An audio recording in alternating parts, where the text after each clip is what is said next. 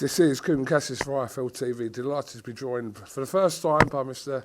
Tristan Tate. How are you, mate? Good, you all right? man. Good, man. Glad to be here. You're harder to get hold of than your brother, to be fair. I like to stay out of the spotlight as much as possible. I always say that I'm famous by accident, so I am harder to get hold of. Yeah, that's true. That's a bit harsh, isn't it? A little bit, but you know, Andrew likes the limelight a lot more than I do, and I try to live as private of a life as I can. But Andrew said you're all right, so here I am doing the interview.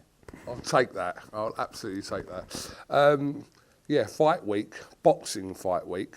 How does that compare to his days in kickboxing, etc., where he become world champion? All those kind of weeks that you were there all the way through, how does that compare to this kind of stage? I think it's almost exactly the same because no two fight camps are the same. It's not that kickboxing fight camps and boxing fight camps are necessarily different. If you know who the opponent is, you train for the specific opponent, you work certain things. Maybe you work hands more than legs in some camps, legs more than hands. So this fight, we know that it's hands only. It's a boxing match. We know the size of our opponent. We know his reach. So we've trained for that specifically, exactly the same as every other camp. Okay. Chase Demore has had a lot to say. He's probably going to have a lot to say in the press conference.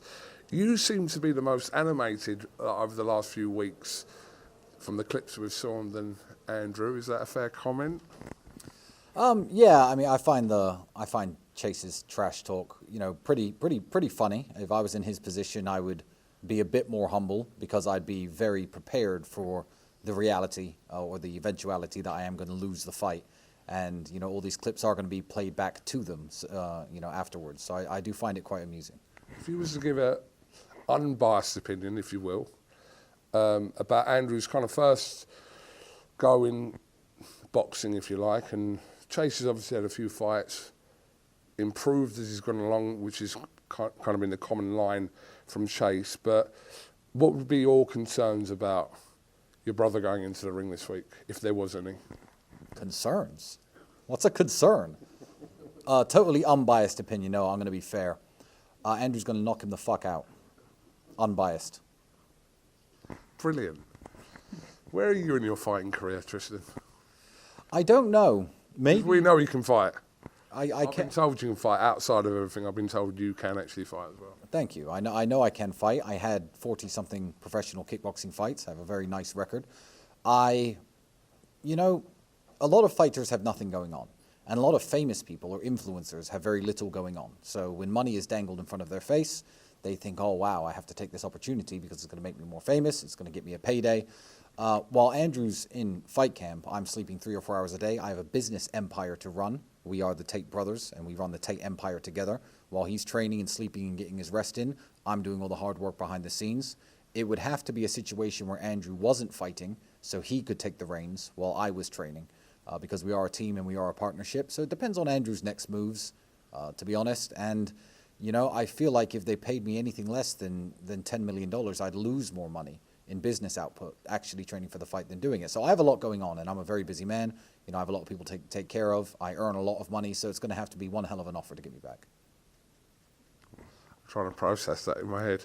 So it'd have to be north for 10 million? Yeah, probably. The rest? Yeah, anything else isn't worth my time. So are you saying that there will be no situation where you and Andrew are in camp together, possibly fighting on the same kind of date card? That wouldn't happen? I'm not saying it wouldn't happen. I'm saying people who understand the Tate empire and how much work we put in to maintaining it would understand how much money I'd lose if that were the case. So all of my friends know that. If Andrew and I were both training for a fight and we were both in camp, we'd lose a lot of money. So the offer would have to be insane. Are you telling me that Andrew is losing money currently in the camp ahead of Saturday? Well, he has me, doesn't he? So luckily, I'm happy to sleep 3 hours a day and do all of the work. I'm more than happy to do that for him because he's my brother and I care about him and I want him to win. We've seen obviously loads of clips, more so than kind of, I know you guys have streamed, etc. But I spoke to Andrew about this a month ago about your relationship, and he said that, you know, when I asked him, how did you get on in prison, etc., he said, well, who cares? I'm with my brother Tristan, and that's what it is. So your relationship is quite unique to any other kind of brother-brother relationship that I've ever seen. Yeah, and that doesn't make me happy. It actually makes me incredibly sad. It makes me incredibly sad because I didn't understand how unique and how rare our relationship was until we got famous, and everyone was talking about, oh, I wish I knew my brother, I wish I was in contact with him, I wish I worked together with my brother. I was like, what, no other brothers in the world like have each other's backs like this? And I'll quite frankly say it, no, I've never seen another pair of brothers who've had their backs like this. Actually, no, you're British, so you'll know. There's one other pair of brothers who really loved each other and stuck together and worked together and never argued. The Chuckle brothers.